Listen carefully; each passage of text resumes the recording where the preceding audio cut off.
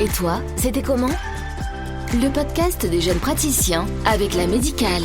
Bonjour, je m'appelle Romain, je suis chirurgien dentiste, diplômé de l'Université de Madrid, donc diplôme européen, je suis originaire de Corrèze et j'ai donc été diplômé en 2014. Comment se sont passés vos débuts ? Alors, mes débuts en tant que chirurgien dentiste, c'était pas simple parce qu'il y a beaucoup de choses à maîtriser. Donc, j'ai commencé à Cordes-sur-Ciel pendant 7 ans. Puis, il y a 4-5 ans, je suis descendu du Tarn vers Toulouse. Donc avec 2 nouveaux associés et avec qui j'ai clairement pu faire encore plus évoluer ma pratique.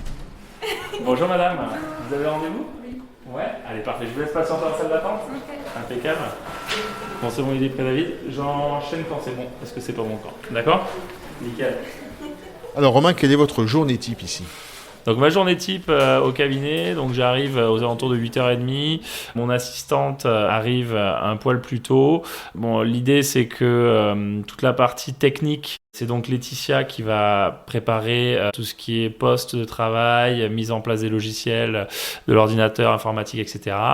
Et moi, quand j'arrive, ce que je fais, c'est que je vais me changer et puis je vais récapituler un petit peu ma journée, vérifier quels sont les actes que je vais avoir et reprendre avec Laetitia finalement les urgences, les choses qui pourraient venir se rajouter dans la journée, les choses qu'on anticipe bien sûr.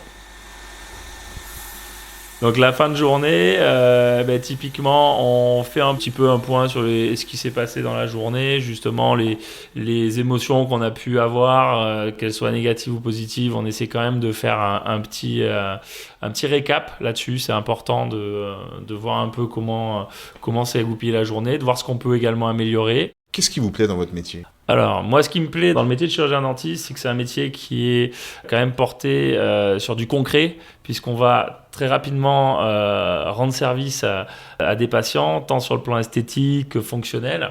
Donc, c'est assez complet. Ce qui me plaît beaucoup dans ce métier, c'est son côté évolutif. On peut aller se spécialiser dans pas mal de domaines qui, finalement, nous amènent plus de compétences, rendent encore plus service à notre patientèle.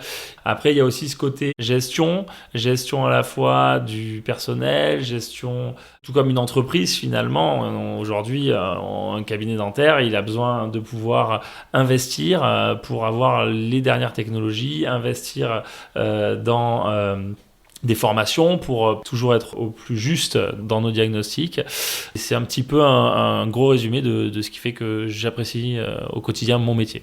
Vous vous formez en ce moment ? Actuellement, je suis en formation, je passe un DU à l'université de Corté, DU d'implantologie, tout simplement pour parfaire mon expertise dans ce domaine-là. Alors je vais prendre ta carte vitale du coup, parfait. Du coup, tu fais attention pendant 24 heures concernant la dent. Faut manger dessus, mais pas des trucs trop collants, pas des trucs trop durs. Pas de chewing-gum. Ouais, évite les trucs, voilà. Évite le nougat, tu vois, les trucs un peu freestyle. Et après, c'est bon. Je te souhaite une très belle soirée. Ça marche, merci. Et puis à bientôt. Ça marche. Ouais, au revoir, David. Qu'est-ce qui vous stimule au quotidien, Romain, dans votre métier ? Ce qui me stimule, c'est de me dire que je suis assez fier du travail que je fournis et de voir quand même les patients contents. Je dirais que c'est quand même la première des récompenses dans notre métier.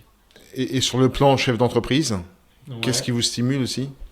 Sur le plan chef d'entreprise, c'est plus le défi de bien gérer à la fois ses dépenses, ses investissements pour permettre justement d'avoir un cabinet qui soit périn dans le temps et qui laisse une grande place à l'innovation. Voilà.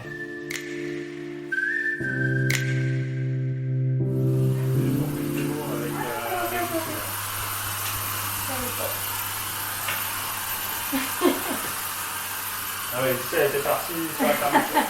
Quelles sont les difficultés de votre activité ? Je trouve que la difficulté principale de l'activité de chirurgien dentiste, c'est clairement les douleurs physiques que provoque ce métier. C'est des choses qu'on ne prend pas forcément en compte au début de notre activité, mais qui deviennent très vite centrales dans notre bien-être au sein de notre profession.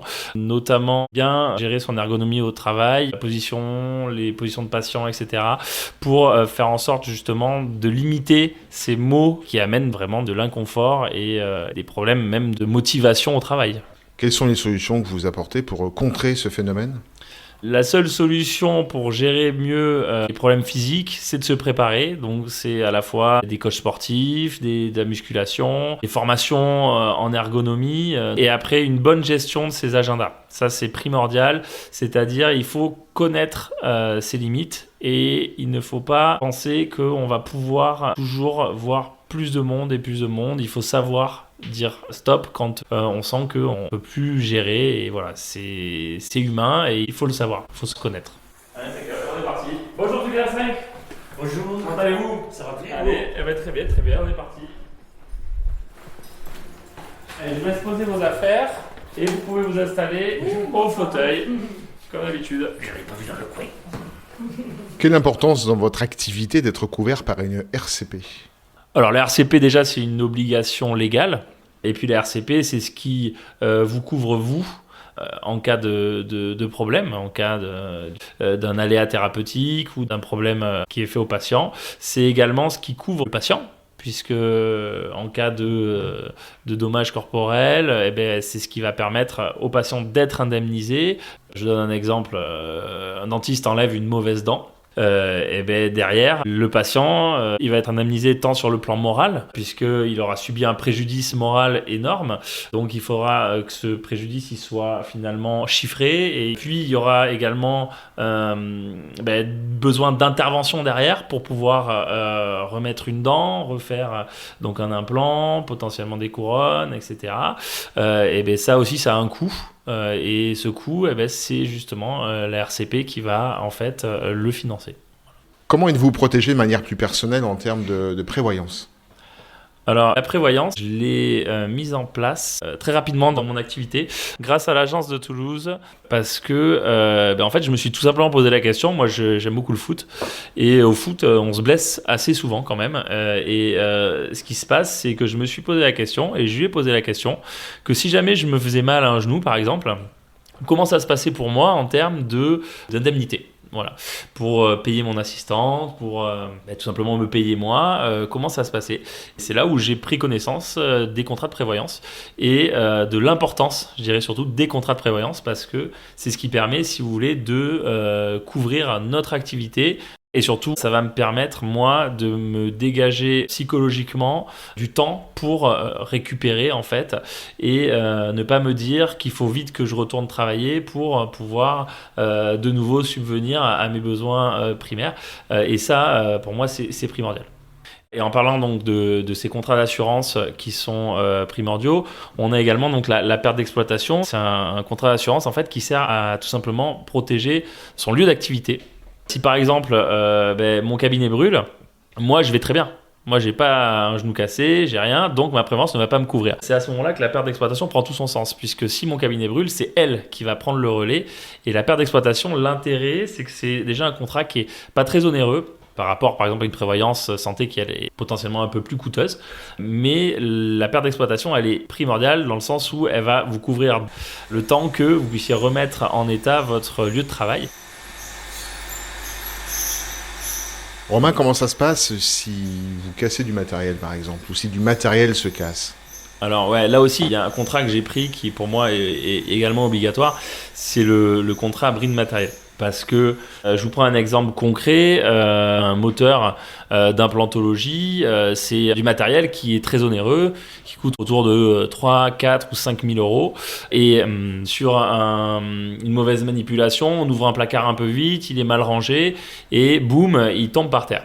Et là, si vous voulez, c'est dans ces moments-là que vous êtes content d'avoir cette assurance bris de matériel. C'est quand même un point qui nous permet d'avoir une légèreté psychologique. Et c'est un petit peu comme la perte d'exploitation, c'est des contrats qui sont pas excessifs, pas très onéreux en mensuel, mais qui rendent des services énormes.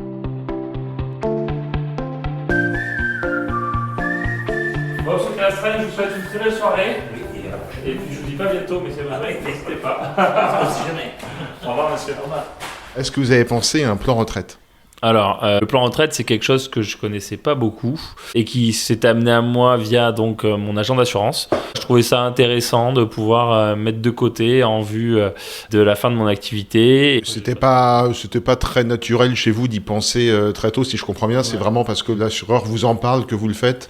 Alors, parce qu'on m'en a parlé, parce qu'autour de moi, j'ai reçu des conseils comme quoi c'était quelque chose d'intéressant à faire. Mais après, non, c'était pas pour moi quelque chose de logique dans un premier temps. De manière générale, qu'est-ce que votre assureur vous a apporté comme accompagnement sur toutes ces questions d'assurance, de prévoyance ? Eh ben, l'assureur, il m'a apporté de la compréhension dans ces domaines-là. Parce que c'est des domaines qu'on ne connaît pas, on n'est pas formé là-dessus, on ne sait pas quel contrat il nous faut, on ne sait pas comment dimensionner ces contrats.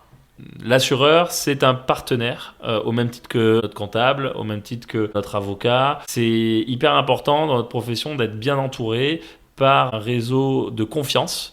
C'est ce qui est intéressant par les agents d'assurance, parce que les agents d'assurance, c'est toujours le même interlocuteur à qui on a affaire, et donc clairement une relation de confiance s'installe. Et c'est sur la base de cette relation de confiance qu'on arrive après à adapter au mieux de notre activité les différents contrats d'assurance, et ce qui permet derrière justement d'être plus serein. Laetitia, tu m'amènes un petit plateau s'il te plaît ? Impeccable. Je te mets un verre d'eau d'avant. C'est déjà, t'inquiète pas, on ne sera pas de toute façon. Qu'est-ce que votre assureur vous a apporté comme conseil et comme accompagnement au moment de votre installation ? Sur le montage d'un cabinet, par exemple ? Le montage d'un cabinet, l'assurance est un bon partenaire d'un point de vue sécuritaire. C'est-à-dire qu'ils vont sécuriser les assurances, par exemple, de crédit, les assurances habitation, toutes ces choses-là font que, en effet, sans assurance, on ne peut pas monter un cabinet. C'est pas possible. Au-delà de ça, l'assureur est souvent aussi une personne centrale. Il connaît souvent des comptables, il connaît souvent des avocats. Et en fait, il est plein de ressources, l'assureur. Il ne faut pas hésiter à le solliciter aussi sur son réseau qui nous permet d'évoluer énormément dans notre profession. Surtout quand on s'installe et où toutes les problématiques nous tombent dessus très rapidement. David, bonjour. Bonjour, comment ça va ? En forme, ouais ? Allez, bon, c'est parti. Bon, ça va, la semaine s'est bien passée là ? Très bien. On va regarder tout ça. Qu'est-ce que vous avez découvert au fur et à mesure de votre métier que vous auriez aimé connaître au moment où vous avez débuté ? C'est important aussi de découvrir des choses par soi-même. Dans la pratique dentaire, ça, on sait que de toute façon, notre évolution en tant que praticien, c'est des choses qu'on ne peut pas avoir de raccourci. Il faut finalement soigner, il faut rencontrer des problématiques, gérer ces problématiques pour apprendre. Alors oui, les formations, elles vous préparent du mieux qu'elles peuvent à ces problématiques-là, mais à un moment donné, le métier de chirurgien-dentiste, il s'apprend quand même par l'expérience de la gestion de problèmes et, je dirais, la recherche des solutions. Qu'est-ce que vous diriez aux futurs praticiens qui nous écoutent et qui vont s'installer bientôt comme vous ? Surtout de trouver des cabinets avec des confrères qui aiment transmettre, qui prendront le temps de vous accompagner sur votre début d'activité, parce que Rome ne s'est pas fait en un jour. Et je pense que c'est clairement obligatoire d'être bien entouré, accepter de se former, accepter de se remettre en question, et en ce sens, l'humilité est la meilleure des compétences pour débuter. J'ai rien senti du tout, c'est ça qui est bien. C'est bon signe. Merci bien, au revoir. Au revoir, monsieur Hanos, passez une belle soirée. Merci bien, avec plaisir. À la semaine pro, ouais. Au revoir. Et toi, c'était comment ? Le podcast des jeunes praticiens avec la Médicale.